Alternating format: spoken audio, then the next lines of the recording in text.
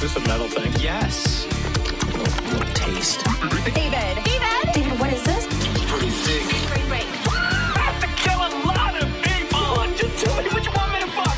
I have big tits and a tiny vagina. Oil me up, Daddy. I can't believe that Bryce prefers big tits. Mistletoe alert. This is backcountry. This guy was a real jerk. How long can Hugo be pregnant? Chomp, chomp, chomp, chomp. Oh, you're such a dick, David. Okay, everybody, put on your corpse handling gloves. Ew. Hoodie Picasso.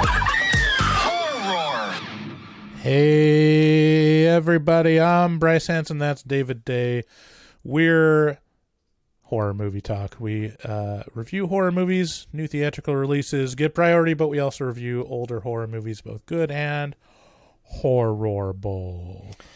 You know, Bryce, I have some interesting news. You know, now that we're over there on the YouTubes, we can't be cursing in the first couple minutes of the show because YouTube hates that, and we can't talk about or we can't say bad words. Don't talk about it then, you. Well, no, I mean, it's okay because I was talking to our producer, the one and only Fart Simpson, and he was like, I can just cut it out and all that good stuff will be in the Patreon only feed, and then I'll just give you a beeped version of the normal podcast that it'll all be beeped out. So the first 5 minutes we just need to pantomime and we can't say the word. Well, it'd be interesting to see what people over on YouTube get when we're like, you know, you know, we're making Fart earn his living here. Yeah. Wait.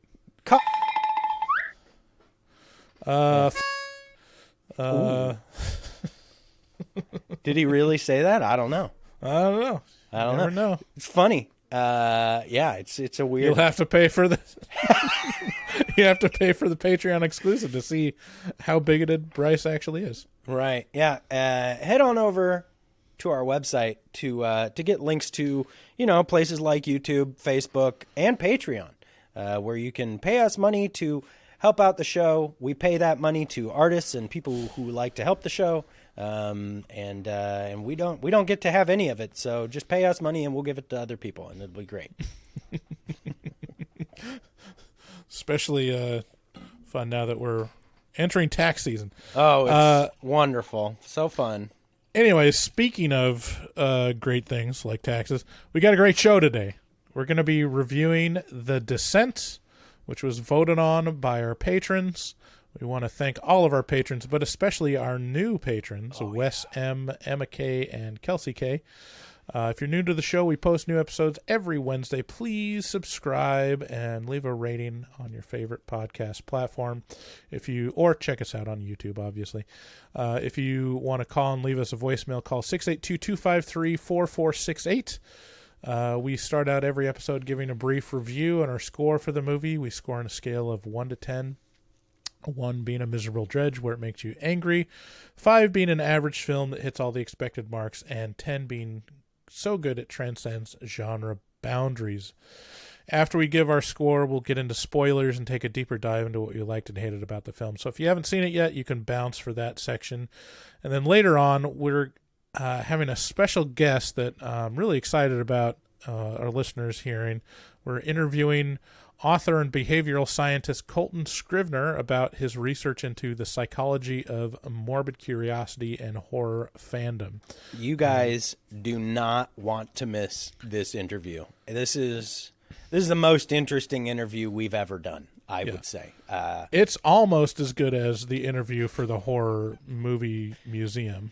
Hollywood Horror Museum, sorry. Which will be coming up next week. Yeah, wait to see that. That'll be that will blow your mind. You'll be blowing all over the place with that one. The Hollywood Horror Museum. That's a good question. Do we need to bleep out hot? Yeah, we definitely need to bleep that out. What if they're just like, tepid, tepid. A little. Well, we're after 5 minutes now, so it's okay. We can say all the shit we want now because YouTube doesn't care. Coltan Scrivner was on the show later in this episode. He is great, so stick around for that. So we watched The Descent. Again, it was voted on by our patrons at the 3 Spoopy 5 Me level. And like a trusty rope, it still holds up. The Descent is available to rent on all the platforms that you can rent stuff, or I don't think it's streaming on anywhere right now, which is surprising. It's usually streaming somewhere. The Descent starts out similar to my favorite porn, with a team of international women out in the woods. They go caving in an uncharted cave system in the Appalachians. Appalachians. Appalachians. I knew you were going to do that. You say Appalachians. I say Appalachians. You say tomato. I say. Quickly, their expedition goes sideways when a cave-in happens, and they're stuck in the caves, short on supply. The film quickly turns terrifying as they find out that the caves are full of goblin monsters hell-bent on eating them, which happens to be my least favorite porn. This is a fantastic horror movie that hits a lot of different beats of horror. It deals out claustrophobia, dread, jump scares, and interpersonal drama, all while passing the Bechdel test. A rare accomplishment in any horror film. What's the Bechdel test? We already talked about this in a previous episode. It's the... I have no memory of that. So the Bechdel test is like basically a test of how misogynistic or how realistic does your film feel based on how real are your women in it. So the 3 things it needs to pass is there more than one woman? Are they named? Do the women talk to each other about things other than the main character that's a male? And it's surprising how few movies pass the Bechdel test. We talked about this? You told me this? Yeah, previously. Like long ago or just recently? Not that long ago, like a couple weeks ago. I don't pass the Bechdel test at all. No, no. Lord. This podcast does not pass the Bechdel test. We do not have 2 named females. Hey, whoa, you're we only have 1, is what I'm saying. Thank you. So what was I saying? Tripping me out. I can't remember any of that. Well, you and my mom, like, we'll never actually be able to foresee when dementia hits, just because the short-term memory is not really you're there. You're so smart. Look at Bryce with his big fucking brain over there. Holy moly. Well, I have to take your word for it that this is in my short-term memory, because I don't remember it happening in my long-term memory either. How long is short-term memory?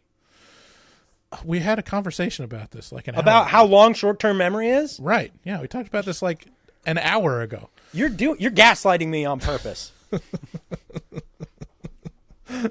We didn't actually have that conversation. I am gaslighting you. Okay, back to The Descent. Anyway, there's also a very famous podcast, like one of our main competitors, called the Bechdel test. Yeah, that's what I was thinking about that. Right. Anyways, the unique setting of the film and the deliberate slow burn draws the audience in a way that most monster films don't. By the time we're introduced to the main antagonist of the film, we've already seen the protagonist crushed with the fatigue and uncertainty of whether they'll find a way out. Although dark and disorienting, the film has some really great creature design and gory effects. It doesn't let up even in the end, and is a really unique viewing experience and stands alone in the genre. It's I think at this point, like, it's well beloved. I mean, it came out in 2005, which the early 2000s, debatable whether that was a great decade for horror movies, the only thing that really dates it is the font and the computer generated camera flare on the titles, which is like, oof, that's like, feels like straight out of a Britney Spears video. But other than that, everything really holds up really well. and it's a really unique movie. I don't think about it a lot, but whenever it's mentioned, I'm like, yeah, that is a really great movie. And watching it again just confirms it. It's really tight. It was directed by Neil Marshall, which you might recognize from our review of Small Soldiers, and a previous movie that was about werewolves and was basically an all male cast. Did you say Small Soldiers? You said Small Soldiers just now. Did you mean yeah, our Dog review Soldiers? on Small? Oh, Dog Soldiers. Okay. I was trying to game the algorithm, David. I'm trying to let people correct me in the comments. Right. This guy over here with his shitty short-term memory. How interesting. How the turntables. See, when I misstate something, it's for a purpose. It's to elicit comments. You should check out our recent YouTube shorts and our TikToks for some examples of trying to basically piss off people into interacting with our social media. Oh, man, we should play some of those towards the end of the show. This is going to be a long one no matter how you cut it, so we might as well. So anyways, as far as the score, I think this is a 10 out of 10 for me.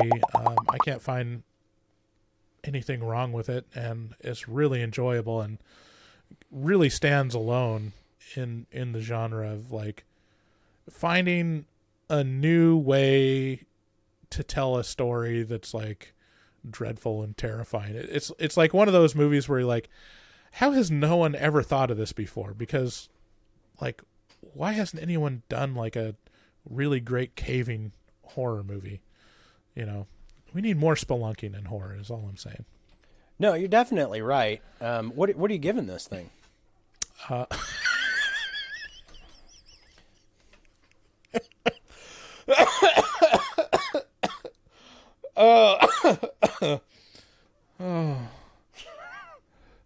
Please tell me you're joking. Yeah, I'm joking. Okay, good.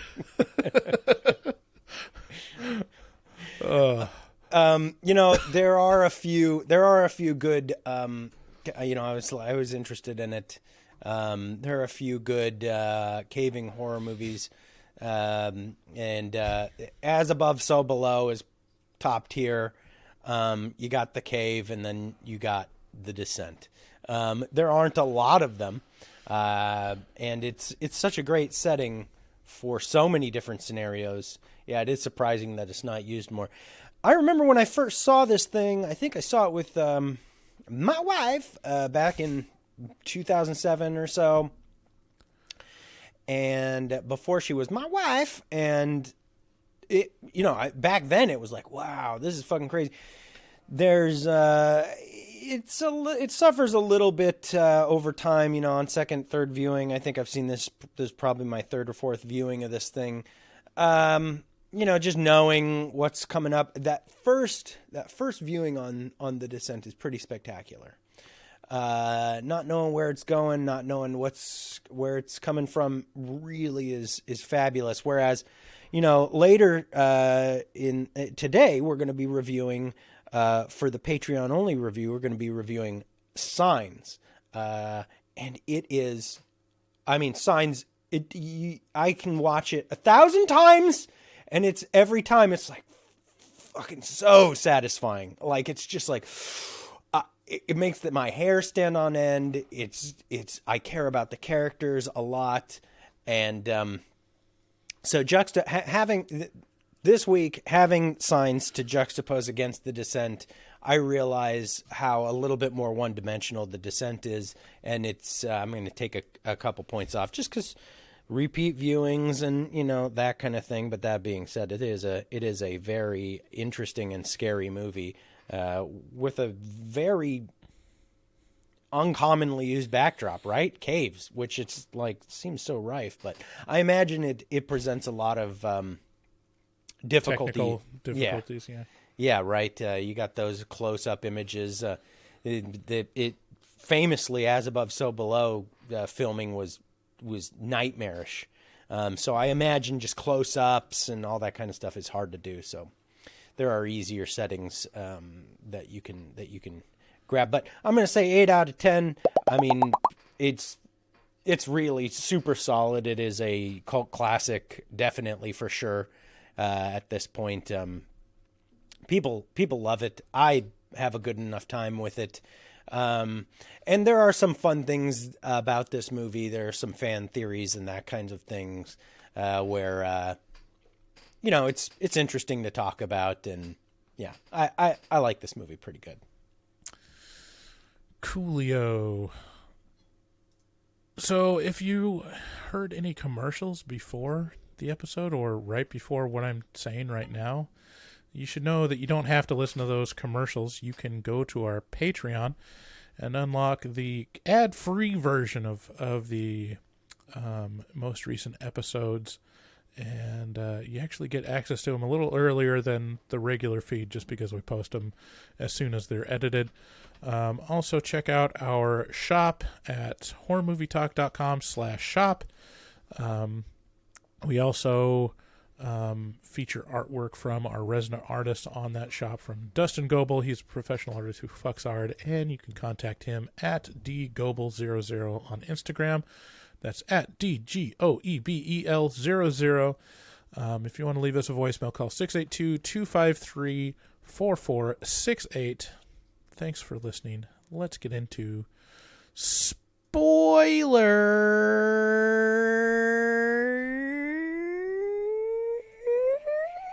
I can't find my spoilers queue.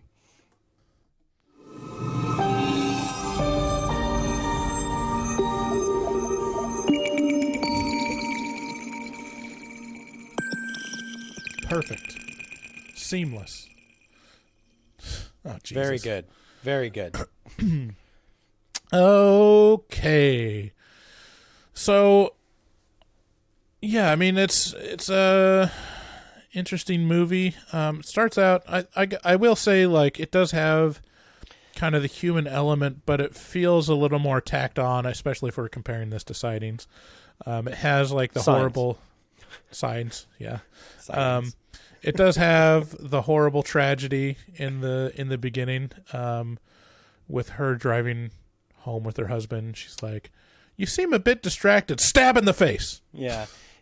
And it was almost a tragic boating accident, but then it ended up being a tragic carring accident. Right. I was a little confused because definitely her little daughter died in that wreck, but I'm not sure if her husband did. Yes. He definitely did. I mean, yes. Yeah, I mean, that's the contention throughout the movie, right? Is the one gal was also, she's like, we all lost a lot of people in that accident, and the oh no, I'm telling you something you didn't realize. Oh, this is embarrassing. No, go ahead. The one gal had been fucking the other gal's husband. When was that revealed? I guess I wasn't paying attention. It was alluded to. And then, but oh, was that the necklace thing where it was like live every day or whatever, and she had that necklace? And I'm gonna be honest with you, I don't know. This is why I took a couple points off, is because it's like I don't care. Like I was just kind of like, like I've seen this so many fucking times. Like, yeah, I don't know. It's but I will tell you that she was fucking her husband. Everybody got a little bit, Okay, so the main character loses her husband and daughter the first like basic scene of the movie, but we're also shown like this group of women having a good old time, being outdoors with each other, exploring holes, rafting, exploring holes. Yeah, that's what this whole movie is about, exploring holes. It's a bunch of international. That's my favorite pastime for sure. So they go into the Appalachian Mountains and find this cave system that we don't find out till later is completely unknown to the world. And that's what most of the first half of the movie is them just caving, and like the actual horror of spelunking. Yeah. Which is not insignificant. I'll tell you what, like, no. Yeah. if you want to experience like true like dread just go on TikTok and find the people doing videos of them caving, where it's just they're shoving themselves through. They're using the tips of their fingers to drag their body very slowly across a 10-inch wide gap in the crust of the earth. Right. It's just like they don't know where this cave is going, and there's literally rock touching their back and their chest as they're crawling through, and they're like, uh-oh, it got tighter when it looked like it was widening up, but it's not, and now there's water. Yeah. And you're like, well, shit. I've been down a few YouTube rabbit holes where they're like stories of caving gone wrong, and a common theme is, we looked at the weather report. It's not what you would think. It's not the first thing off the top of your head, which is like, oh, you get stuck down there. No, it's you don't have enough time to get out, and it starts raining up above, because. What's the thing that makes caves 99% of the time? Water. And it's water draining down into the crust of the earth. And when it rains, these things turn into giant funnels. And if you get stuck in the tight points in those funnels, you drown. It's way less fun than raging waters. Oh, my God. So much less fun? Immeasurable. Let me ask you though, Bryce, before we get into, because this is a huge part of this movie is just claustrophobia. Are you a claustrophobic person?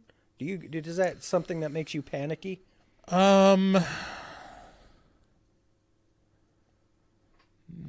Wow, really I having don't to think so. about that.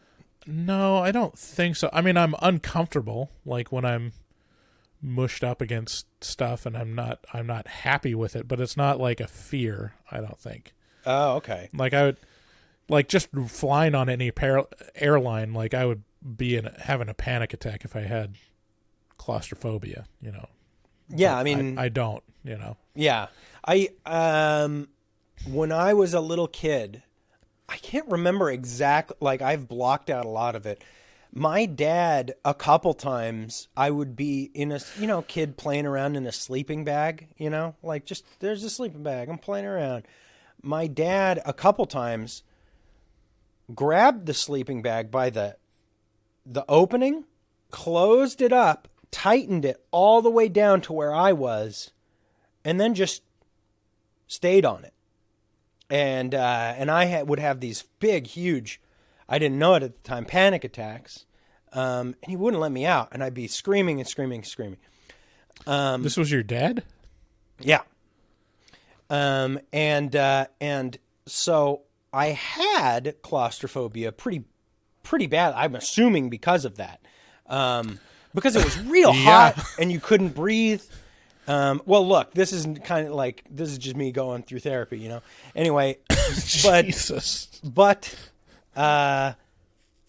when I was 18, I got a job as an electrician at a low voltage electrician. We were retrofitting, wires into places, and they made me go into attics and crawl spaces, and it just facing that just forced me to, and now I can just do it no problem.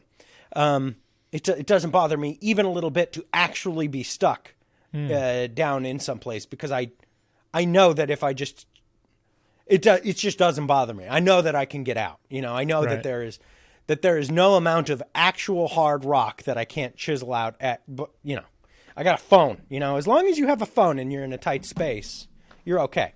Mm-hmm. Although if you're in a cave, no LTE down there, not even LTE. Anyway, yeah, this is a pretty effective part of this movie, is because if you're claustrophobic, this is going to make you upset. Yeah, and I mean, not to undersell the danger of getting stuck too. I mean, there's the Nutty Putty cave accident. I don't know if you've heard about that. So if you can go on Wikipedia, learn about the Nutty Putty cave. But there's this the wackiest named cave is the most horrifying accident. It's in Utah, and this guy was just climbing down, and it gets down to a narrow point. I think he was going to kind of a new section, but it was like Oof. he was angled down, like his head was down, Oof. and got wedged in.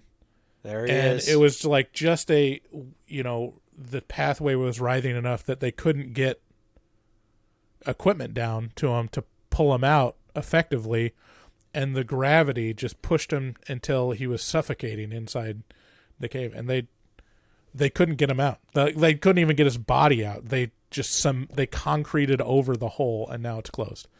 They were like, it's like he's fallen down in there, like he's some sort of putty, like he's morphing to fit the hole, like he's some sort of nutty, sort of like putty kind of stuff. And then the name stuck, like Nutty Putty. And there's the other like super. They put effective... a plaque outside in front of it. John Edward Jones is his name. Poor little Mormon boy, smiling. Got a nice smile.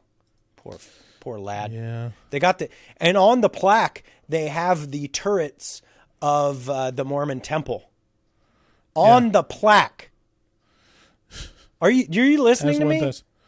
This is so fucking crazy. On the plaque of this guy being like, I'm dead in this cave, they have the... Do you see the picture of the plaque? It's so trippy that they would put the actual Mormon temple spires in the background of his thing. I don't know. Anyway. I mean, it's religious iconography. It's like you wouldn't bat an eye if it was in the shape of a cross, you know? No, I would not. Then it'd be kind of normal and be okay with it. Yeah, like it's completely normal to show an execution method of your savior, but showing some buildings is like a bridge too far. Oh, did we hit a little nerve there? I'm just showing the irony of it as well. Oh, okay, all right. It is a nutty time, though. Is our point? It's not nutty, just absolutely nutty. A sticky, chewy, peanut buttery. Put it away, boy. Trying to find here's the diagram. So yeah, he's like Stuck in the nuttiest part of the cave. Look at that. look how nutty that is. Oh damn! They got his little fucking figure there. If you're on YouTube, you get to see. Whoop, whoop, whoop, whoop, whoop, whoop. Yeah, Look, yeah. there's a little space just for his head. It's like the cave knew. Look at that. Oh, He's man. not quite there yet, and he stopped right before it. He's like, guys, I'm reaching the end. So Dude, yeah, that'd be they're so like scary. Oof. So they had to like get these ropes out, and it just does all these twists and turns. Anyways, don't go caving. Just don't do it. Yeah, but, I mean, I don't know. It just doesn't seem like there's a lot to be gained. I mean, I don't know. Anyway, What's some other like caving horror stories come to mind? There's like a really famous creepypasta that's about a guy going down into some caverns and like uncovering a evil entity, and then there's that one where like manga. there's like the shapes of the people cut out into the Right. side of and it fits you perfectly, except it fits you so perfectly that it's like a vacuum seal, so Right. you can push a little air out, but like when you try and pull out, like it even fits the your fingers, like it Right. got little toe marks for your toes, So now there's a lot of spelunking related horror, but still not a lot of horror movies. I mean, I guess we also reviewed 47 Meters Down Uncaged. There's a kind of underwater spelunking caves. part in there. But yeah, it's really ripe. And so they go into this cave. No one's ever been there before, and then of course, disaster happens. There's a cave in. In terms of special effects, like for some reason, every time there's like rocks or cave-ins, like Hollywood has made such strides for realism, but large boulders is not one of them in terms of special. They always look like big old dumb foam. It's so fucking Fake trippy rocks. that you're talking to me about this because I'm working my way through Star Trek Voyager. There's always a fucking cave in or a rock slide, and you get these big dumb foam rocks. and they're always bouncing off people. A boing. I watched one last night, yeah, and it was just like that very thing happened. I was like, well, yeah, it's crazy on Star Trek where the bridge gets hit, and all of a sudden it's like made of rocks somehow because there's all these rocks that fall inside the bridge. Like, where did those come from? Is it just metal and plastic? yeah, well, I mean, yeah, they know, yeah, it's it's a fun time. Yeah, no, so I didn't notice it being terrible in The Descent. Was there a part where it bothered you? It's just always, it pulls me out just anytime there's like falling rocks. It's like falling foam. Mm-hmm. Yeah. And I don't know. I mean, it'd be better just not to show it, to be like just a bunch of dust and blackness, and rumbling, than to show like a bunch, like 3 dumb foam rocks go plunk, plunk, plunk. Look, what are our stunt doubles for, if not for throwing real rocks at them? I know, right? Like, I mean, you can't take a 150-pound rock to the pelvis? Fuck off. Like, this is your job. right. I mean, that's what insurance is for. Yeah. A lot would argue this is what CGI is literally for. So they're stuck in the caves, and then they're trying to find a way out, which they don't even know if there is one at all, because they didn't bring the book, but even this supposedly isn't even in the book. And they climb through and eventually find a cavern. This is just a point in the story, really. It's not super important. But they find a cavern, which is very reminiscent of the Death Star. It's like, a fucking set. It's a set piece for sure. Like, right. This is the set piece of the movie. Like, it's like, this is what I remember about the movie, is this exact thing. It's so, because it, and the way the camera works around it, it disorients you as to like which angle is what and where, like how right. things work. And it's like, they do a good job with the cinematography in this movie, in disorientating you and making you feel like, oh, now I don't know where we are exactly. Cause yeah, I mean, it's very hard because, like, well, here's the thing. They didn't film this in a real cave. They didn't film it in real caverns. What they did is they built, like, I think it was, how many of them? So they had 21 separate cave sets that were built for the film, and they're reused in different angles, from different angles, again and again, and again and again and again. And so that disorientation is intentional, because they also don't want you to see that they're shooting in the same sets over and over again. But then there is a couple set pieces where it opens up and you're like, okay, well, this is a different thing, and you can definitely get your orientation. And this is one of them. It's literally the recreation of Luke swinging across the chasm in the Death Star with Leia, which is, there's an opening on one side, an opening that they're on, and depthless death below. Yeah. And the scene is like, this is before they even see monsters or anything, and it's just the fear and danger of climbing, and one of them's just climbing on the roof and placing whatever those things are called, cams in the rock. And yeah, now you have an added element of heights, right? It's like, it really, yeah, I mean, so like the different types of phobias that they're playing on, there's claustrophobia, obviously, there's like drowning elements in it, there's heights, there's darkness, there's a real element in this one of I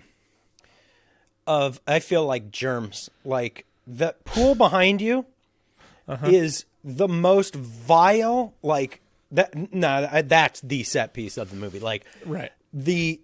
There is a blood pool. There is a pool. There is a whole room of just dead animals and a pool made of blood. Like, where that it is so fucking vile to consider that this cavern exists.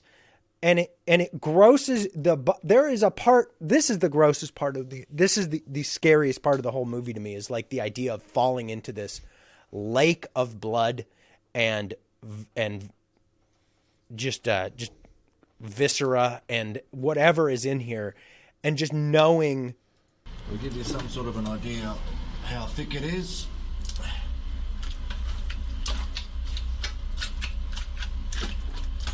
It's pretty thick. Yeah.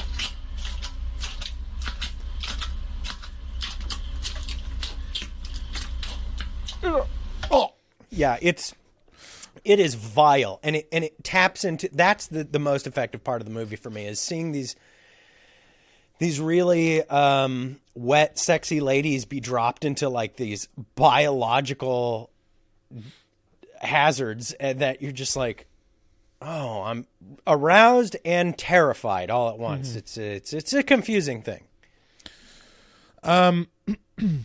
I mean, I was making a joke of it earlier, but I think it is really significant that it is an all-female cast, and really kind of goes against the mold. I think originally, like, it was going to be a mixed-sex cast, and Neil, what's his name again? Neil Marshall decided that, you know, it'd be better as all-female, and he was coming off of Dog Soldiers, which was basically all male. Yeah. And it's good. I mean, they're all like competent. They're all like, you know, it's not like the damsel in distress. And you could switch out this cast with a male cast, and it wouldn't feel weird and out of place either. But it does feel genuine and feminine. There are a couple moments where like they're being really supportive emotionally for each other, which only females do, okay. Which is nice. Nice. The other, I just wish they kissed more. Which is nice. Yeah, go ahead. The other fear nice. that it preys on is fear of injury, because there's a real gnarly compound fracture early on in the movie. It's kind of interesting thinking about how much happens before we even get a glimpse or an inkling that there's a monster around. Yeah, it's trippy for sure. Anyway, I'm sorry. It's crazy to think that this is the same guy that did Dog Soldiers. I didn't realize that, because this is a much better movie. I mean, much, much, much better. And it's only 3 years later. Like, this is the movie he directed right after Dog Soldiers. Yeah, so yeah. It's impressive. So yeah, there's this scene with a nasty, gnarly compound fracture that one of the girls breaks their legs. And Erin was watching this next to me, and she was like really squirming. I was like, what's the matter? Never seen a compound fracture before? And then the girl reaches onto the bone and like shoves it back in, and I'm like, huh! Even I'm like, Jesus Christ. It's kind of similar to the scene in Dog Soldiers where he's got his intestines ripped out, and it just shows him like mushing them back in. Push There's those like a back. real Put those back. Real like slippery, goopy, visceral effects for those injuries. It's like me walking into the room after my kids have been playing in it for 2.5 hours, being like, "What are you doing, leaving all the fucking colons all over the floor? You got to put those back."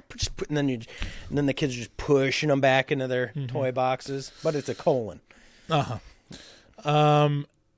So, and then eventually we're introduced. We see a glimpse of the monster, which looks almost exactly like Golem from the distance. I couldn't stop thinking about Golem.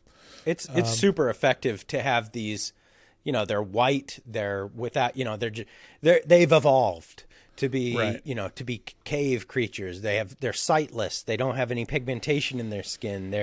They click using, you know, echolocation. They can hear really well. They got little elf ears, and And to see this white thing off in the distance, hunched over, and like you just barely make out that it's a person-y sort of thing, and it's just like, I don't like that. Then it scurries away. Yeah, and there's like allusions to there have been people in this cave before, because there's like an old, what do you call it? Hieroglyphs or cave drawings. What's the the hook thing that? Yeah, well, I mean, cam or whatever. The cams are what the girl's using. The thing that was left in the cave was a much older thing. It's like a bolt. You know, they actually bolted into the ceiling with these big metal pieces. So there's like indications that people in the course of the last 100 years have been in here. But when you see the monsters, you realize like, oh, these aren't like humans. It's literally like cavemen that have evolved over time to dwell in darkness. Right. And so it's actually similar to the premise of Bone Tomahawk, where it's like, yeah, these is a fork in evolution of like, you know, basically cavemen. I love that. I love this concept that there's something out there that's similar but not. Isn't it crazy that there's not? I mean, I don't think we talk about this as a species phenomena enough of like, we have evidence of like basically close enough humans where it's like, oh yeah, Cro-Magnon man and like Neanderthal and like all these different versions of great apes that had intelligence and had used tools, and they're just not here now. Because right. Well, I mean, the way it works is so much less interesting than it actually being a for. It's not like they don't exist. You know, gorillas and chimpanzees and bonobos exist, right. And that's pretty fucking trippy. You know, that is. But you know, I mean, talking about intelligent bipeds, though. I mean, in terms of like. But I mean, again, bonobos exist. You know, it's like they're intelligent and they can stand up. Like, I mean, but the way it happens in the long term is like you can mate with it until you can't, and then compete it. Like, you know, like, I mean, there is Neanderthal DNA in the human population, you know, like they can trace, you know, it's like Ozzy Osbourne is like 33% fucking Neanderthal. It's like, and a beautiful some guys you artist. Can see it. Yeah. You can. Oh, that guy is definitely. But I mean, the answer is like either we bred it into one species or just annihilated them off of the face of the earth, which. But it doesn't happen in that, like, that's a very sudden suggestion. That word annihilation is like, it's just over time, they just didn't do as good and, or got included into our bloodline to a degree, and to a degree, you know, just kind of just didn't do as good. Well, I mean, I still think the fact remains, it's surprising that there's not, you know, another like actual subspecies that's close to humans, you know? What about Bigfoot? Except for Bigfoot. Thank you. So anyways, the rest of the movie is a straight ahead monster movie where they get attacked by these groups of golems, which actually brings up a good question. Like, what would you call a group of golems? Oh, that is a good question. I think Aaron had the best answer, but I'll let you. You could have like a gaggle of golems. Oh, okay. So we're like trying to give the herd a name. Yeah, a gaggle. A gaggle of golems. A let's see here. A flock of seagulls. Right. Yeah. So maybe a clutch. A clutch of golems. Yeah. Aaron's answer was a circus of golems. A circus of golems. That's pretty good. Yeah, because the actor that plays Golem is Andy Serkis. Oh, okay. I thought it was hilarious. I laughed. So I think I'm just going to flat out say the official group of golems is a circus of golems. What is a golem exactly, right? So like, well, golem is actually just one character, but no, I mean, yes, but the concept of golems is like a Jewish folklore sort of thing. Well, you're thinking of goblins. No, I'm thinking of golems. A golem is a creature formed out of a lifeless substance such as dust or earth that is brought to life by ritual incantations and sequences of Hebrew Oh, you're letters. thinking about a golem. That's different. A golem is like, I'm talking about the actual individual character golem from Lord of the Rings. Golem is a different thing. It's spelled the same. No, it's not. Golem is spelled Gollum. Golem is spelled Golem. Okay. Well, I mean, obviously the one is inspired by the other, right? No I inspiration there. No connection. I see him as completely. Golem is like more of like a. I picture it as like a stocky, like rock or something monster. Just gonna Golem is closer to like a goblin. I mean, okay.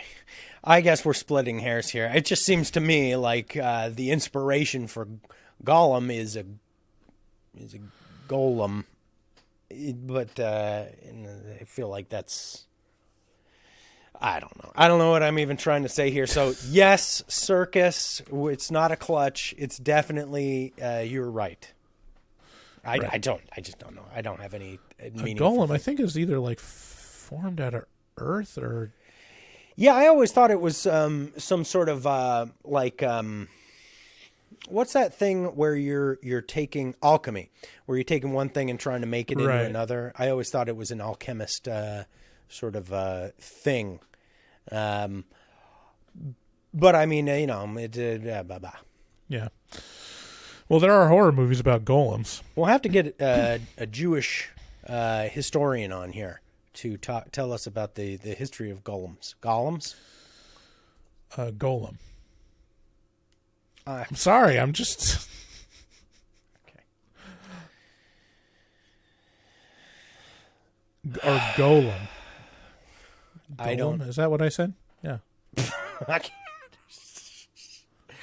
Yeah, golem. No, it's important what you're doing. What you're doing is you're differentiating between the two different, very different things that we're talking about. They are very different. I'm sorry, David. They are. What do you think I'm saying when I say... Words matter. That's what I'm getting at. I'm saying that. You can't say that. I'm saying that. So the what golems, movie are we talking? Are we talking the golems are all or the goblins. Let's just agree on goblins. The monsters attack them. They start feasting on the friends, and there's a lot of confusion. This is where it gets like a little like really disorienting, because it's not to say that all the women look the same. I mean, Ooh. I've been accused of not, differentiating women in the past, but it doesn't help that it's all very, very dark. Yeah. No, look, I mean, and it's like you're seeing like shadows and like silhouettes of these characters that you just have a very loose grasp on what differentiates them. There's like one that's kind of more badass with short hair, and there's one that's Asian. Yeah.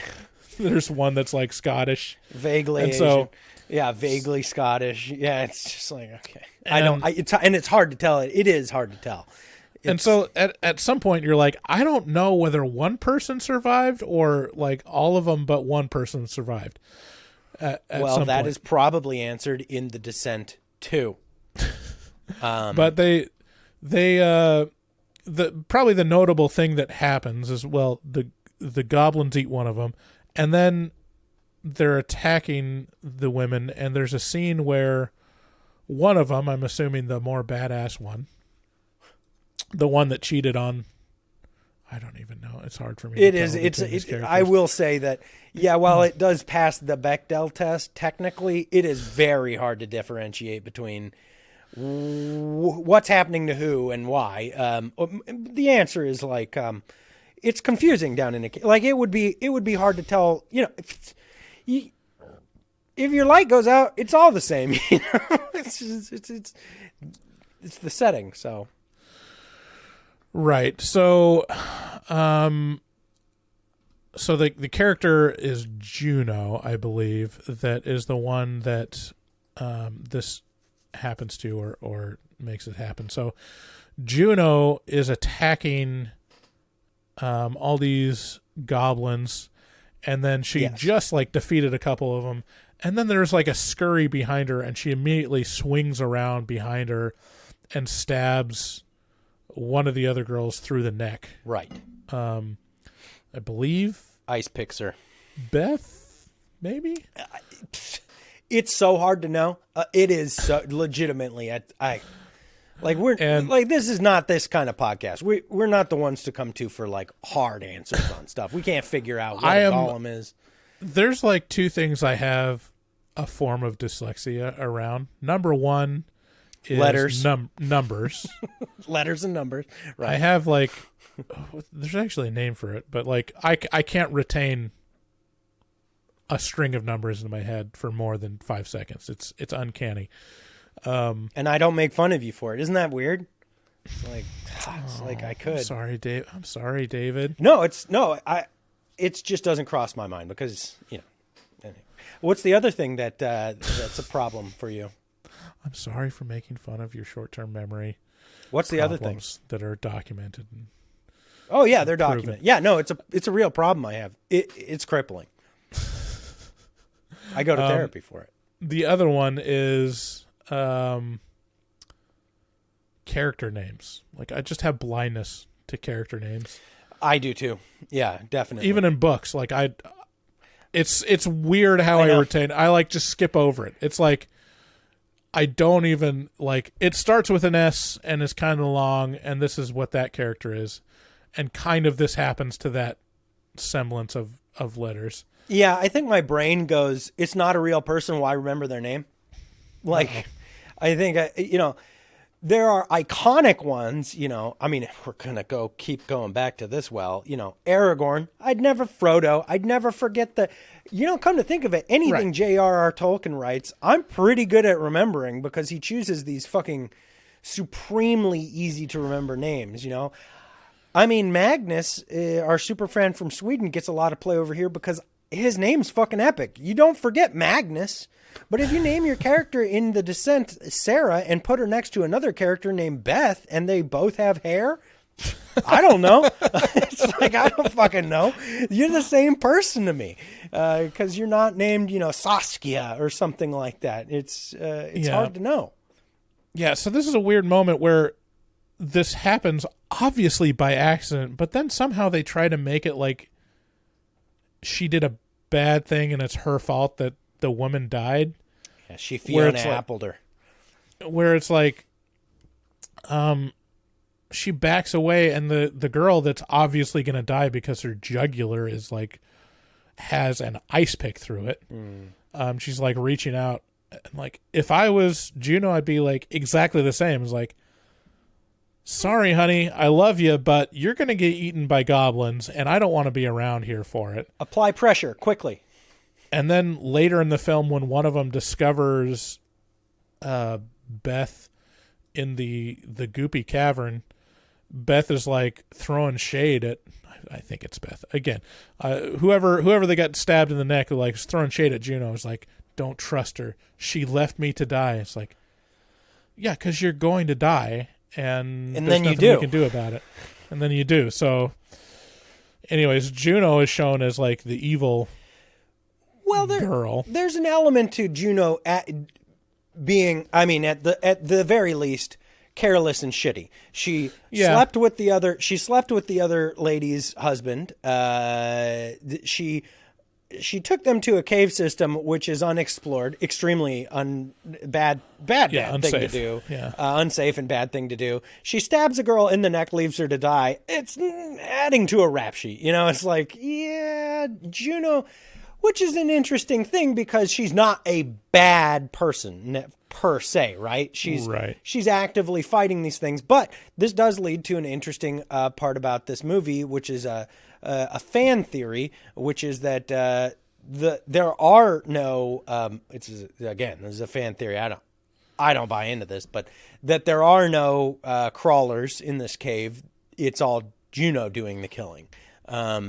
And people hallucinating, because they set up in the start when they're getting in the cave. They're like, they tell the audience, basically, they're talking to the camera. They're like, all kinds of things can happen when you're in a cave. You know, you can hallucinate. You know, you can all X, Y, and Z. So there's kind of a little bit of this groundwork laid for the fact that, you know, maybe these things are a figment of their imagination, and Juno's just going on a killing spree throughout the caves. But, well, I thought it was that Sarah, the protagonist, was the one hallucinating. Oh, yes, my apologies. Maybe it could. Yes, right, because it could be that Juno's the good one, and Sarah's going around killing everyone, because you never get to see Sarah in the frame whenever somebody dies or something like that. Yeah, and in the trivia it says that the director specifically left out a scene early on in the hospital where she like sees, or there's like an appearance of the monster earlier on in the film where he took out because it would have been it would have made it less ambiguous. So maybe there's something there. But also, you know, I think it really doesn't feel that way. Like, I mean, just watching the movie for what it is, it's like, no, they're fucking running all over this place. Like, you can't deny this shit. Yeah.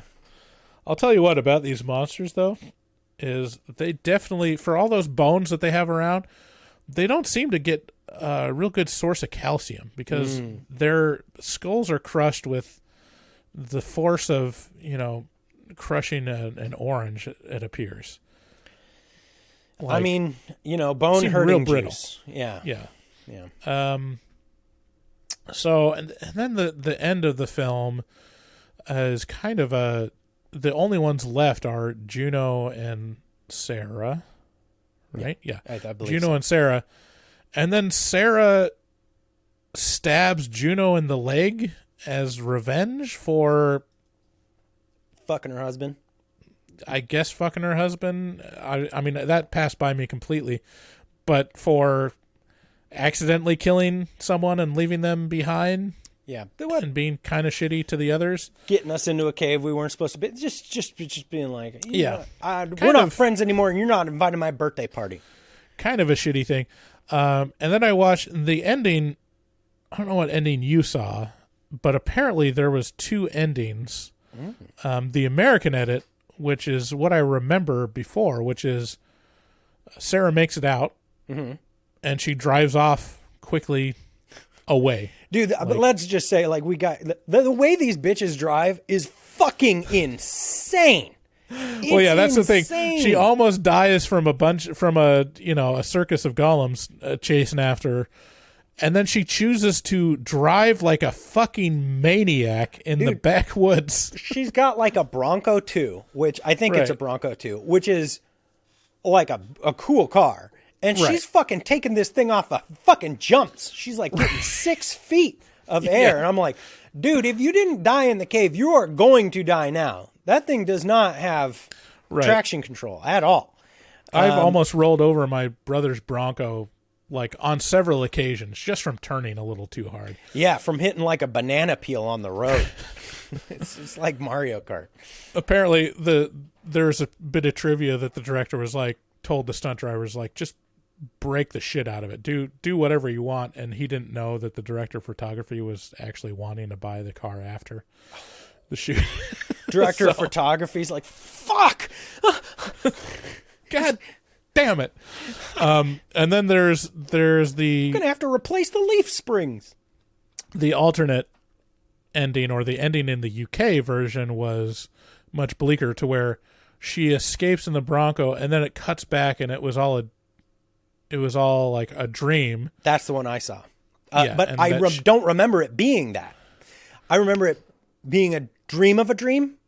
Like it was a fake out jump scare, and then it was like, no, but everything's okay. But instead I just got, everything's not okay. It's bad. Right. In the UK version, she just wakes up in the cave, and there's no escape. There's no like opening to go towards. Like she never gets out in the UK version? She never. It doesn't show her get out, but I mean when she wakes up, she's where she was when she saw the opening to the outside. Like when she climbs up that pile of bones and goes outside. When she wakes up, she's like at that spot, but there's no opening. There's no light coming. No, through. I didn't. So, I did not see that. so basically, yeah, it's that ending is more hopeless. No, I remember the ending with her escaping because I remember like thinking like to myself like those goblins are still there. I mean, that's always like the creepy thing of like you escape the monsters, but the monsters are still there for the next person that comes. And then the sequel, The Descent 2, starts with Sarah having just escaped from the cave. So it's a follow up to the American ending. So that's the true ending, Okay. To the winner goes the spoils. So who would like this film?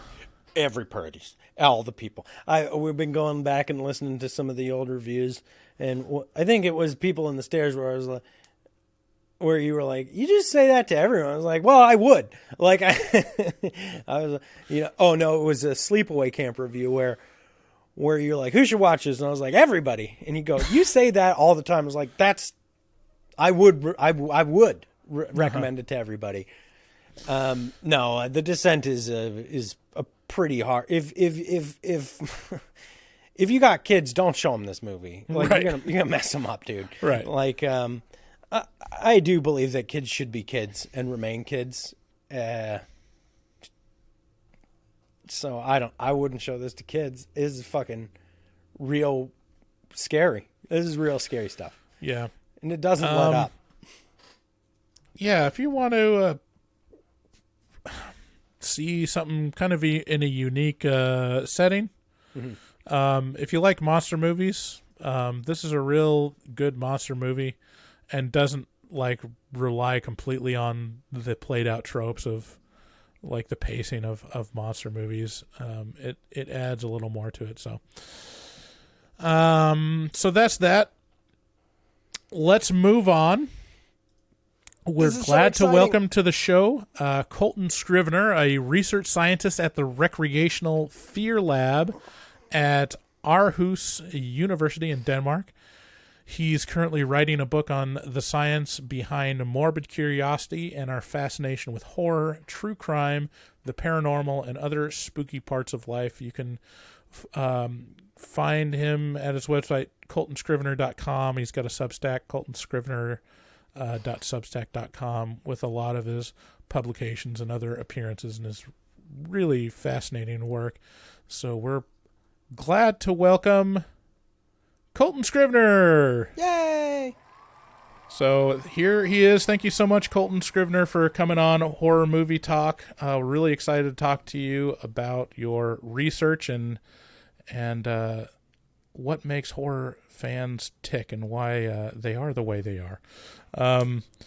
My first question is, I read some of your articles and several of them mention the Siskel and Ebert bagging on 80s slashers, and I'm just kind of curious, what do you think is the relationship between morbid curiosity and moral panics? Like, what is that interrelation, and how does that dynamic work overall, you think? Yeah, that's a great question. So I haven't done a study on moral panics, but now you're making me think that I really should. I suspect that people who are kind of in the middle of the moral panic, who are kind of on the side of freaking out, are probably not very morbidly curious, and they don't really understand or don't get the appeal of why something could be interesting, even if it's not, bubbly and positive. And maybe that's not the case for all of them, but I suspect, with Siskel and Ebert, they had, from my understanding, a pretty negative view of like slashers generally. I think they liked Halloween, and that was it. Like, they didn't really like any other 80s horror movies that I'm aware of. And you saw the same kind of thing happen not just in the US, but you saw it happen in the UK with what they called video nasties, which were sort of extreme horror movies. I think a lot of them were from like Italy and a couple of the places outside the UK. And, around that time in the 80s, people were bringing in movies into the home. You had the ability to now not just watch them out in theaters, but you could actually watch them in your home. And so this idea of bringing these like dark and occult-like, gory movies into the home really scared a lot of people who were not into that kind of thing, and who I suspect were not very morbidly curious, right? And so I think those panics probably are sort of driven by people who are low in morbid curiosity. Right. So why don't you tell us, like, what do you think is the benefit of morbid curiosity, or some of these darker elements of people that can't look away from horror movies or from the macabre? Yeah. Well, in a lot of my writing, I suggest that, morbid curiosity is really pretty old. Both the sort of specific kind that humans have and the more broad kind that other animals share with us. And so the basic adaptation, if you will, of morbid curiosity is to help us pay attention to danger. Now, in our everyday world, we go to the theater and we watch a horror movie, or we turn on Netflix and watch, Dahmer or some other true crime show. We're not really trying to prepare for something bad that's going to happen, at least not usually, right? We're being entertained. But kind of behind the curtain there in our minds, there are other mechanisms going on that are sort of used if we were actually in danger, right? There's sort of triggering mechanisms in our mind that activate when we're in real situations of danger. And historically, paying attention to dangerous things would have been really adaptive, because it would help you learn about those dangerous things. So one analog I give in the animal kingdom, if you go out to the savannah and you see some zebras kind of grazing about, right? What you'll find is that if a lion comes along, you would expect the zebras to kind of just run off, right? The lion comes, the zebras should run. That should be their MO for that. However, what you see is that the zebras will actually stand and kind of inspect the lion, right? Gazelles do it with cheetahs. Lots of prey animals do this with predators. And the reason they do that is because it's better for them to know something about the danger that's out there than to just run every time they see something threatening. And I think humans do the same kind of thing, right? If we see a news clip about a serial killer, or even a fictional case like watching a horror movie, our first instinct is not always to just run away. And in fact, it's much more adaptive in the long run for us to kind of pay attention. If we're feeling like we're in a safe place, pay attention to those kinds of threats. That's really interesting, because I know my whole relationship with horror and how it got started as kind of a bad, scary childhood. But I'm super curious, and now the way I am has informed that quite a bit. Like, I want to know that's why I watch so many horror movies. I'm like, what kind of fucked up shit is out there, so that it can't surprise me. Yeah.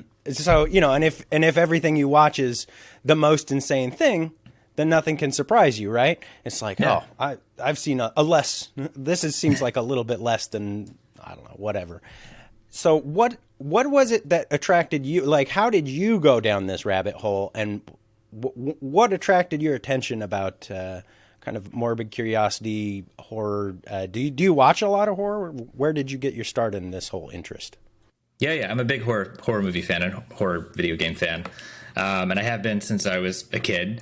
I never thought that I would be studying it for a job, or I never thought I would be sitting around thinking about it academically as well. But yeah, I remember, being a kid, my introduction to horror was with Resident Evil, which I was, I tend to think that, kids can handle more than people think, but I was probably a little too young to be playing Resident Evil. It definitely scared me a lot. But I remember playing that, and what I liked about it was, it was really terrifying, and there was all these scary things, but if it got to be overwhelming, I could just press pause, right? And it kind of taught me, I think, to, approach things that are scary and learn how to deal with that, right? And now looking back, now that's kind of what my research is about a little bit, I guess, but I'd never thought of that until after I started doing the research, right? I never considered any of that until I started doing the research. And then I come on podcasts and people ask me, how did you get into horror? And I would start talking about it. And then I would think to myself, well, this is kind of what I'm describing that I'm seeing in, the studies I'm doing. So yeah, my introduction would have been with probably, scary video games, actually, when I was a kid. And then when I got into graduate school and I was working on my PhD, I was thinking about sort of some of the weird things that people do. because I was interested in studying sort of cognitive paradoxes, right? So something that doesn't make sense on its face, but probably has a better explanation for why we do it. And one of those things that I initially came across was, well, people really enjoy watching violence if it's in the right context, right? Most people don't like real violence. You don't actually want people to get hurt, usually. But we really enjoy violence if it's sanctioned, right? If it's, for the Romans, if it's gladiators, for us today, if it's UFC or boxing or other kinds of violent sports or violent movies. And so I was really interested in how humans kind of made that distinction between when violence is okay and when it's not. And so I started doing some studies on our interest in violence. And, this whole time I'm a horror fan, right? And so I started thinking, well, it's also kind of weird that we scare ourselves for fun, right? A lot of people scare themselves for fun. And that's not something that other animals really do, at least not to the same extent that we do. And so as I started looking into these two things, I got hooked up with some people over in Denmark, and we started doing some research at haunted houses about how people, got enjoyment out of feeling afraid. And over time, those two kind of merged together, and I started thinking about them a little more broadly. And that's kind of how I stumbled into this broader area of morbid curiosity and how and why we pay attention to threatening things and why we might enjoy it when it's safe and how it might benefit us in some ways. That study of the haunted houses was really interesting. Can you describe the overall findings? Because from what I understand, I'm very dumb. So this is kind of what I took away from it was the enjoyment was kind of had a U curve based on how scared they were. Mm-hmm. So if they weren't scared at all, tell me if I'm wrong, they had higher enjoyment than if they're kind of scared. But if they're really scared, then they also had higher enjoyment. That's pretty close. I think the difference was that, so we've done a couple of haunted house studies. I think the one you're referring to, it's a study we call Playing with Fear. And it was actually one of the earlier ones we did. And so in this one, we had people, so this haunted house is kind of back in the woods in this small town in Denmark, and it's an old abandoned fishery. So it's already very creepy. And they do a great job of really dressing it up, and the actors are great. And so we go in and we set up a big tent, and we get heart rate monitors and sort of iPads with surveys. And when people come in, we hook them up to the heart rate monitors. They're basically just a chest strap that people can wear through the haunt. We have them fill out some questionnaires about, what they're expecting, how they're feeling. And then they go through the haunt. We set up sort of trap cameras where we can record them, right? And at certain scares in the haunt, what we do is we capture, in this case, we captured their facial expression, sort of their response to the scare, and also whatever their heart rate monitor was reading at that time, right? So were they laughing? Were they screaming? Was their heart racing? Was it much lower? And then when they come out of the haunt, we ask them about those scares. So we kind of triangulated this from the physiology aspect with the heart rate, but also the behaviors, what other people see with the cameras, and then also their sort of internal understanding of what was going on. And what we found was that you're right about the inverse U curve, right? It's kind of a mountain shape. And so what that means is that people who were not very scared did not enjoy it that much, right? That's kind of at the bottom end over here. And people who were too scared, they enjoyed it a little more, but still did not enjoy it that much. What you find is that if you get a 7 out of 10, right, about a 6 or a 7 out of 10, that's where people realize, the sweet spot is what we called it, of fear, where enjoyment is maximized. And so, of course, that sweet spot varies for a lot of people, right? Some people really want to be scared, and so their distribution is sort of a little bigger, right? And their skew is a little more towards the 10 on a 1 out of 10. But overall, it's about a 7 out of 10 is where the sweet spot was. And we're actually using what we found there now at the Recreational Fear Lab to build a VR game that's adaptive and tries to keep you in your sweet spot, right? I think if you've seen Black Mirror, there's, I think maybe one of the episodes is about kind of this, where there's an adaptive horror game and it ends up going crazy because it's Black Mirror. But in this case, we're not trying to scare people as much as possible. We're trying to figure out, based on their heart rate and their breathing, what things scare them and how can we tweak that to keep their physiology, their heart rate and their breathing, everything in that sweet spot. Keep it at that, whatever their 7 out of 10 is, keep it right there so that it kind of maximizes enjoyment. The Recreational Fear Lab. The Recreational Fear Lab. I'm in the wrong industry because, listen, you just described my actual heaven, which is you set up you set up a house to fuck with people constantly, and then you get to watch their reaction every time, not just once, but over and over again. Like this is the house that my wife lives in. Is just like boo ah, and then me going ha ha ha. You're helping her build resilience. You're helping her build resilience by doing that. Right, and it's a war of attrition.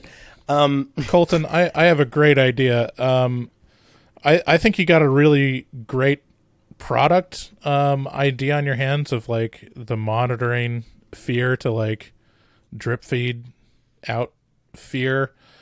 I think you should pivot, create the recreational pleasure lab, and you could probably have the most successful porn site on the internet if you flip that. If we figure out the mechanics, I think we could all become instant billionaires by doing that. Yeah, we. Sorry, wait. David. I got a question.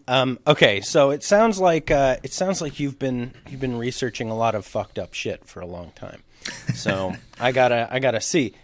Is there anything unexplainable or so messed up that you've, just generally speaking, what's the most, so I have and you can take some time, if you want to come back to this, think about it a little bit, because in my family, we have a lot of nurses. And so what I will do is I will approach my cousin and say, what weird fucked up shit have you seen lately? And she'll be like, let me think on it. And then she'll come back to me with some horror story from the ER, and it will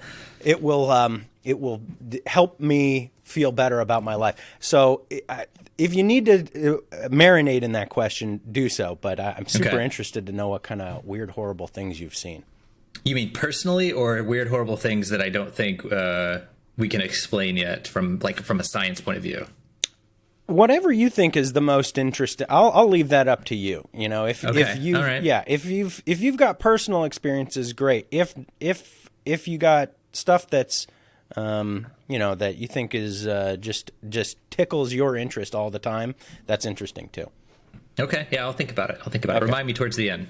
I will. So I've got there's one article on your Substack called "The Origins of Our Fascination with True Crime," and I got to say, if you're ever on the Joe Rogan podcast, this is the one to highlight because it talks about, basically gives the example of how chimpanzees or other apes react or use aggression as a means of power or just as protecting the hierarchy. And the difference between us and them is that humans use, what did you call it, proactive aggression instead of reactive aggression. Yeah, we tend to plan it. Yeah, so you plan ahead that you get rid of the psychopaths so that it's better for everyone, basically. And in chimps, the psychopaths are the ones that are kings. So I'm kind of curious about why. I don't know. I think there's kind of a crossover with morbid curiosity, where it goes from that healthy, like planning ahead or like preparing yourself for the danger, versus like people that actually use it and it translate into evil action. I think that's kind of where a lot of the moral panic comes from. So like, what's the difference between someone that has like intense morbid curiosity that's benign versus someone like, for example, Jeffrey Dahmer or someone that's like has that morbid curiosity, is like experimenting on, dead animals and I need more of this, so I'm going to just have to take the next step. Does not hold back. Yeah, no, that's a really great question, because I think you're right that those are the ones that make the news. And I just saw a news article the other day, and it was like, woman who loves true crime kills her husband. And I read the article, and she had a lot more going on than liking true crime. I mean, there was a lot more to that. And the question I always want to ask when I see that is, okay, well, what other traits does she have, right? Like, why are we assuming? I get the intuition that, oh, if they like this dark thing or thing that seems dark, that must explain, why they're like this. But we sort of, ignore everything else that's going on in that person's life, or like traits that might be shared among people who do those kinds of things, right? So the way that I think about morbid curiosity when it comes to, let's say, like a serial killer, because probably most serial killers are a bit morbidly curious, right? Probably higher than average. It would be that, morbid curiosity is almost a consequence of other traits that they have. So, if let's say I'm morbidly curious about bodily injuries, right? A lot of people are. Like you were saying, your cousin's a nurse. You do have to have some kind of curiosity about how the body works, how it breaks, what it looks like when it's broken. And that includes a lot of gross stuff, right? Now, you have to kind of, there are ways to like balance that, right? So morbid curiosity you can think of it as an approach motivation. Like I'm approaching the thing that's scary. Now, there are things that kind of reel you back in, right? One of those might be empathy. If you are really high in empathy, and there are different kinds of empathy, but let's just use it broadly for this case. If you're really high in empathy, it might cause you, in some cases, to kind of pull back a little bit because it doesn't feel good then to see someone who's in pain, right? Now, people who are morbidly curious also don't necessarily want to see people who are in pain, but they may not feel a visceral reaction to that, right? So let's say you're high in empathy, high in morbid curiosity. You're going to feel a little conflicted when you see these things, right? That's going to prevent you from becoming, like, let's say, a serial killer. If you're high in morbid curiosity, but you have no empathy at all, yeah, you might kind of have some tendencies that are more like psychopathic or more similar to what a serial killer would have. Yeah. And so, it's just like with the violent video game discourse, right? People who are really violent, yeah, they probably like violent video games. But that doesn't mean that doesn't mean that everyone who likes violent video games likes them because they are violent, right?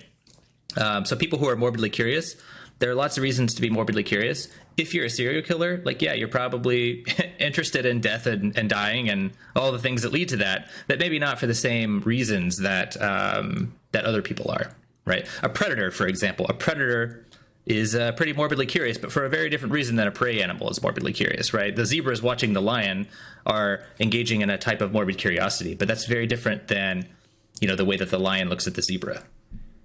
That's so interesting, and it's got me thinking. So, it sounds like you grew up doing the same things we did, probably about the same age as us. I grew up, formative years playing games like Grand Theft Auto, right? Yeah. And in Grand Theft Auto, there's not necessary. I guess it would be reward. I guess you would call it a reward system based around violence, right? Because if you do something like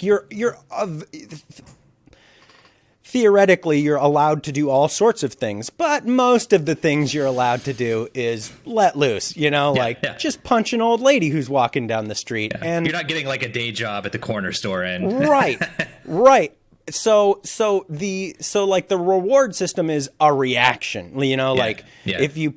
if you pick up a hooker and bring her to your car and you like try to go through the prompts in the right way, then the car starts to wiggle and your 13-year-old kid is like, wee,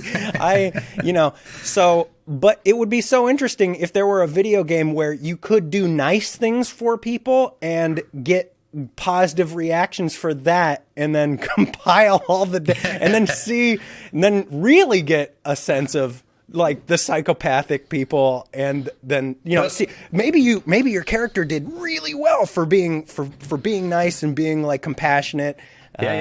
So there was Red Dead Redemption 2, right? Red Dead Redemption 2, you can either be like a good outlaw or a bad outlaw, right? You can kind of like help people if you come along them, or you can shoot them and rob them and take their money. I wonder if there's data. It'd be great if there was like some kind of data on that to actually collect. Right. But yeah, there's definitely games like that where you can kind of like be the good version or the bad version. Now, I suspect, and I think this is empirically backed up, that more people would actually choose the bad option in many cases, because there's a paper that came out recently that I was not involved in, but is super fascinating, showing that people are much more interested in morally bad and morally ambiguous characters. So they want to learn more about like what does a morally bad or morally ambiguous character do, or what do they act like, right? And one great way to learn that would be to play a video game as a bad guy, because there are no consequences. You're not actually hurting anyone. You're not going to go to jail. There's no sort of, you might feel a little bad if you shoot the hooker or shoot the guy who's stranded with his horse, right?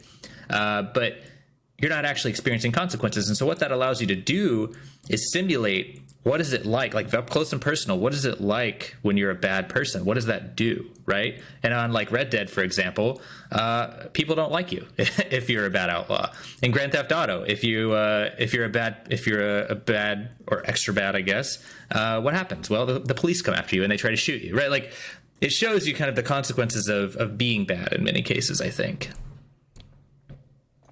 Now, that being said, the serial killer would still choose to be bad, right? They wouldn't necessarily choose to be the good guy. I'm gonna ask you a little bit. I'm gonna change gears a little bit here. Do you have any off the beaten path favorite movies or horror movies that? Yeah, like so. For example, I'll start this off. There's one that we watched about a year ago called The Vanishing, and it's a Dutch film or Belgian, I'm not sure, and it's about a woman disappearing and her husband's search for her, and it's very strange and different, and it's got me. It just lives in my head for free. Do you have any movies that kind of live in your head for free? Ooh, for free. I don't usually let things live in my head for free. I have a list somewhere actually of these like off the beaten path horror movies. One of them, and I don't have a good sense of what is like well known and what's not. Have you guys watched the movie Spring? Oh, that's from the guy who did The Endless and what was that other one? Resolution. I haven't seen either of those, but it's a pair, I love Spring. It's a pair of director-writer guys that, Spring, I have not watched it yet, but it's on my list. Yeah, check it out. It's a good one. Okay, great. What else recently? I mean, I think this one's become more popular now, but have you seen The Sadness? Oh, yeah. Yeah, we watched that one. That was like one of the more that was like one of the more shocking. I don't usually feel shocked when I watch horror movies, but that one like kind of I found my mouth like dropping open at certain points. And I think, without having any spoilers here, I mean, the way that they, for listeners, the way that the reason that was shocking was because they took something like a format that's tried and true, right? So I don't think this is a spoiler, but it's kind of like a zombie apocalypse. It's like that kind of format, right? There's an apocalypse of some kind. But because because of the twist where they added intention to the beings, they weren't mindless. The bad guys weren't mindless. They had bad intentions. That made it extra shocking. Right. Yeah. Because that kind of taps into that. I found it interesting because it taps into, I think, our morbid curiosity for dangerous people and trying to understand the motivations for why are they doing this, right? If it's a zombie, I don't have to think about why are they doing it. They're hungry. They're mindless, right? But if it's a person that can think about things, that can enjoy something when they're doing something bad, that's extra terrifying, right? Yeah. Especially if I can't necessarily tell them. It's really hard to tell them apart from other people who are not like that. Yeah, there's no bargaining chip that you can play that will convince them. The thing they want is to mess with you. Yeah, exactly. And the more you do it, the more you resist from it, the more the enjoyment they get out of it, which is, That's horrible. Yeah, we reviewed that one with our resident artist Dustin Goebel last year, and it was he recommended that one to us. Yeah, and just following up on Spring, it's the writer-director pair, Justin Benson and Aaron Moorhead. Yeah, and that's it. I really like their stuff, so I'm going to check out Spring. If you haven't seen The Endless, it's fabulous. I'll check that one out. Do you know where it's streaming on by chance? I don't. Okay, no, I'll check it out. I'll look for it. I've got a couple more questions. I've got so many questions for you. I'm so glad that you came on because this is all really fascinating. I'm curious. Number one, like, what's your opinion on I think there was a psychological study, or maybe there's more than one, about the scariest movies, because they're in the genre fandom, like they named Host as the scariest movie, and people were very It's a controversial decision. There was a controversial decision. Yeah. So that study, and I believe like before Host, it was Sinister maybe was what was ranked highest. The way that they did that, so that was done by I don't know if they hired consultants or how they did it, but basically it was like a TV network or something that hired consultants or somebody to come in and have people wear heart rate monitors while they watched movies. This study is not like published anywhere, so I can't read in detail the methods. I can only go off of kind of what they're giving, right? It's not like an academic study, which doesn't mean it's not useful. It just means that I can't read in detail, how they did things. Basically, they had people wear heart rate monitors while they watched the movies. And what they did is they measured highest average heart rate and highest sort of peak heart rate. So what was your highest heart rate at any moment in the movie, and what was the average heart rate throughout the movie? And they took those two as indicators of fear, which not a terrible way to measure fear. I mean, there are a lot of reasons your heart could be racing, but that's an okay proxy. And I think what they found was that Host in that case, I think it was like the 2021 version or something. Host had the highest average heart rate or the highest peak heart rate. I can't remember. Sinister also was pretty high up there. And I don't know how many people they pulled in for that study. I think it was maybe like 40 or 50. I can't remember, which is also not a bad number for something like that. But fear is different than like how your body responds to something, right? They're very interconnected, right? So if my heart's racing and my palms are sweaty, I'm breathing heavy, yeah, I'm probably afraid. But the extent to which I feel fear when those things happen it doesn't always map 1-to-1. And so, scariest. Is it really measuring the scariest horror movie? Probably not. It's probably giving you a decent list of scary horror movies or like movies that will get your heart pumping, right? And so for people whose feelings of fear are really closely tied to their physiology, which is true for some people, that'll be a decent list. For people who are horror movie fans, some of the things you see you're going to expect, and your heart rate's not going to be as high. So that's the problem. I don't know if they pulled like a 40 horror movie fans, if they pulled 40 people who are not horror movie fans. I have no idea like what the breakdown of their participants was. So it's hard to really draw anything from that. But I would love to do a study like that. That'd be great. I'd love to compare it. Yeah, it'd be interesting. Also, another study that I'd love to see is like the perception of gore based on how much is shown or for how long. Mm-hmm. Like, I think that's like an interesting dynamic of like some stuff that really is very visceral. They don't actually show anything, or if they show too much, it's just like meh. Yep. Okay. Yeah. So Stephen King talks about this, right? He calls it. I think I actually have a piece on my Substack that I wrote maybe a few weeks ago about the gross out, which is what he labels like the three types of fear, right? You have the terror, the horror, and the gross out. And the terror is like the anxiety that builds from the environment. The horror is the monster itself or the danger itself, and the gross out is kind of the outcome of interacting with it. So think of them as kind of a sequence of events. And in this article, I was thinking about, why are people sometimes interested in the gross out, right? And like you said, you don't want too much, right? It's not the point. But what based on some research that I've done and some other research that's out there, I think what's happening is that the gross out gives you a really good, or, the disgust, the gore, gives you a good indication. It's like a good signal of how dangerous the monster is.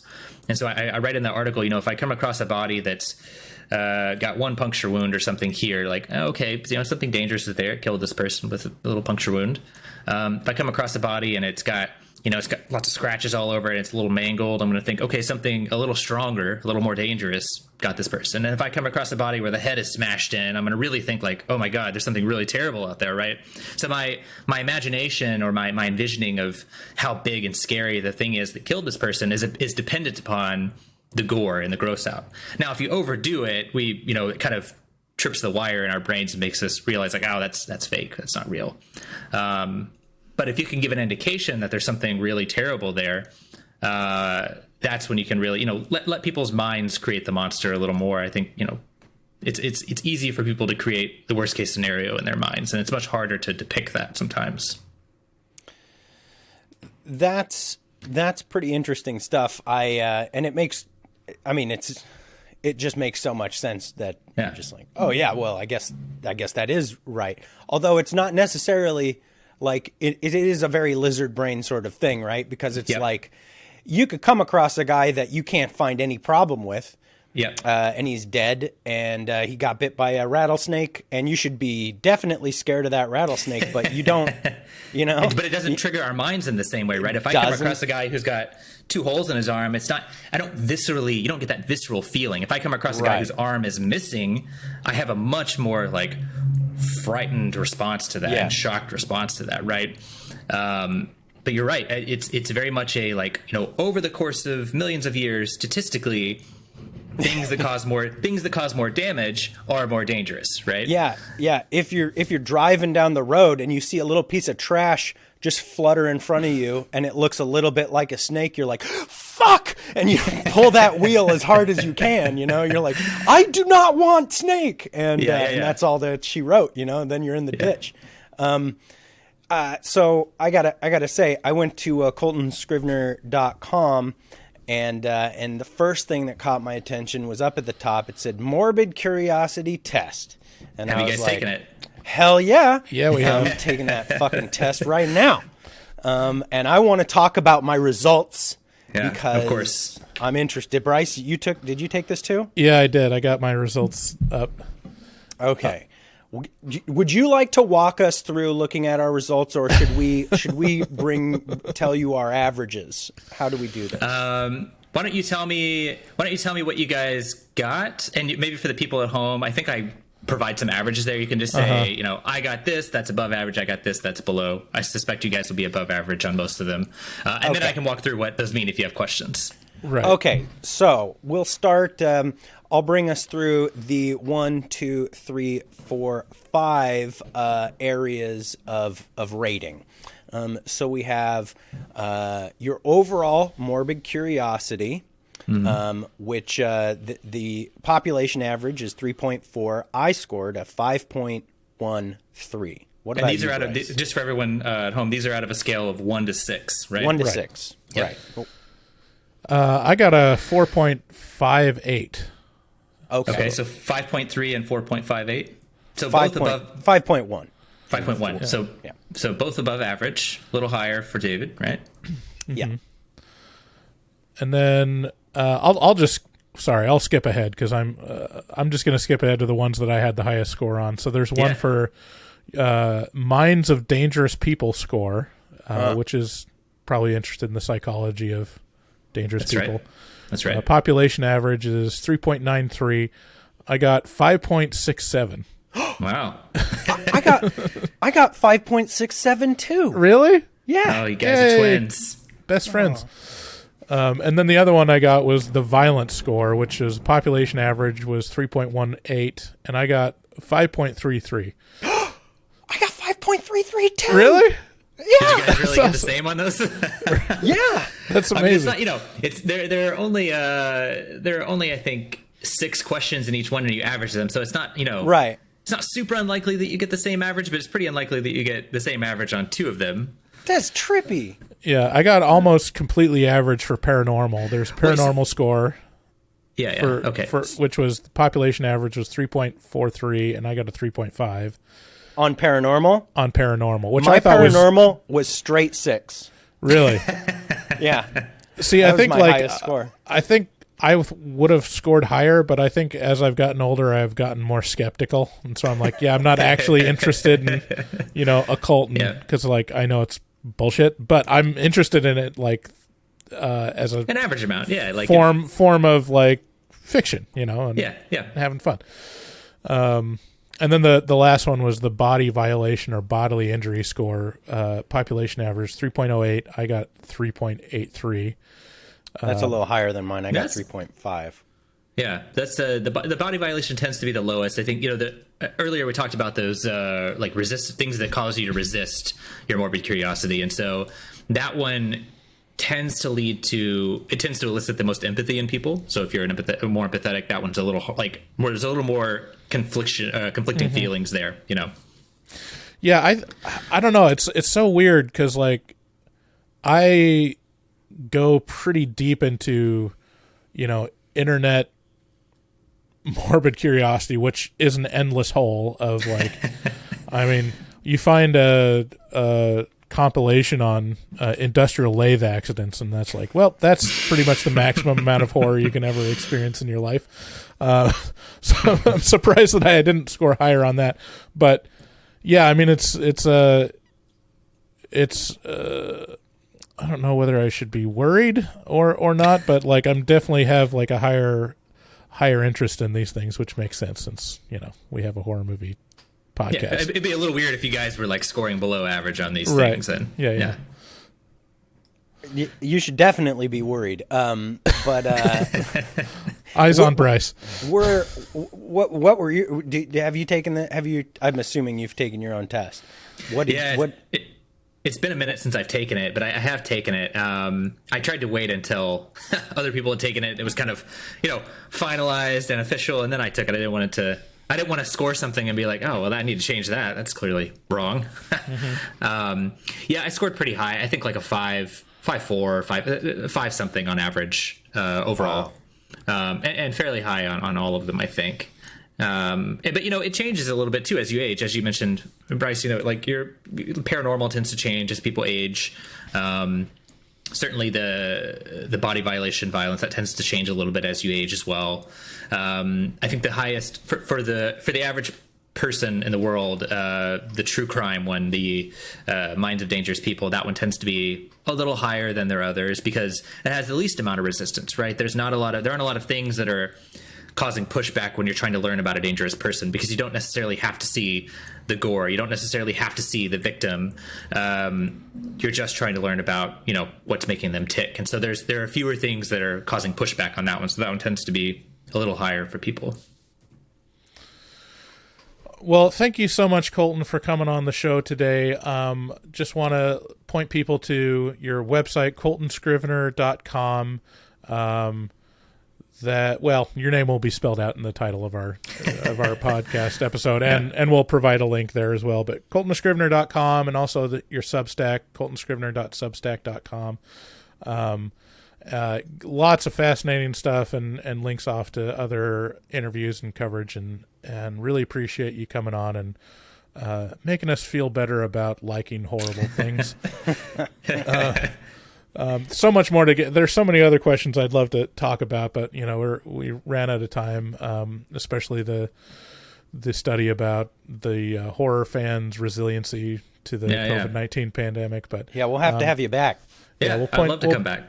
Yeah. Point our fans to that, and yeah, we'd love to have you back, and we can have you back for a full episode if there's a favorite horror movie or something you want to talk about too.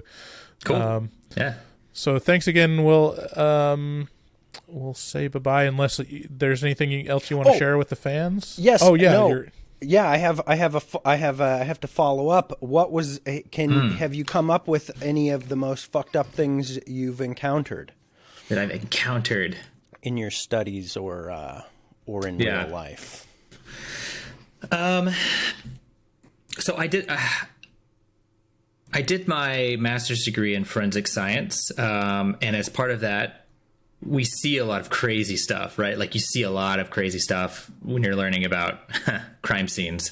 And so there were quite a few. None of this was in person, but there are quite a few things when you're learning about them. Like the images and the videos are pretty terrifying. But you know, nothing in real life. Like I haven't come across a body that's just decaying, you know, in a swamp or something. Nothing like that I can think of. Well, there's always the chance in the future. Yes, there's always hope. There's always hope. Here's hoping. Yeah. Coltan Scrivner, everybody, thank you so much for coming by. We really appreciate it, man. Yeah, thanks for having me on. So thank you so much to Coltan for coming on. That was great. I had a great time with that. Yeah, everybody else did too. No, that was awesome. That was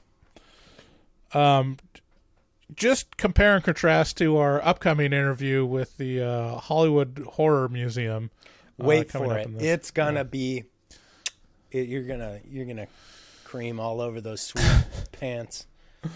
Thank you so much for listening with us today. Please share the podcast with a friend wherever you follow us, either on YouTube or on your podcast platforms. Leave us a review or a comment, or follow us, subscribe, ring that bell, all the things. Oh, we should play ourselves out with our 1,010 subscriber. Man, we got some. If you haven't checked out our YouTube channel, we got some fucking incredible stuff going on over there. I don't think I. Oh no, my secrets. Oh no, my secrets. Let me see if I can. We've got get this to work. We've got Fart Simpson working overtime over there, making some of the best content. This is so enjoyable for me to get to have this stuff happen. It's awesome. So we set a goal for 1,000 subscribers. We hit it. We made a video for it, and then in that video we made another goal of 1,010 subscribers, and we made that goal too. We got 10 more. So this is the 1,010 subscriber. Whoa!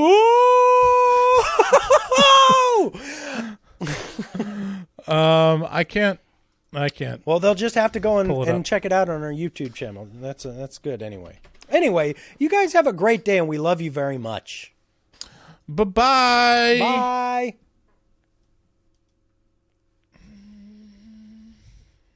I'll just play it. Good day, sir. Good day, sir. You lose. Is that the makeup?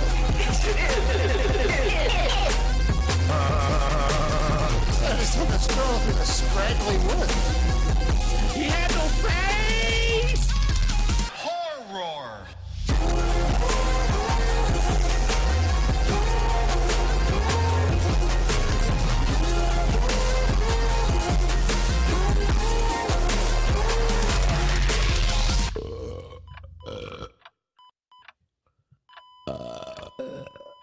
Wow, that didn't sound good.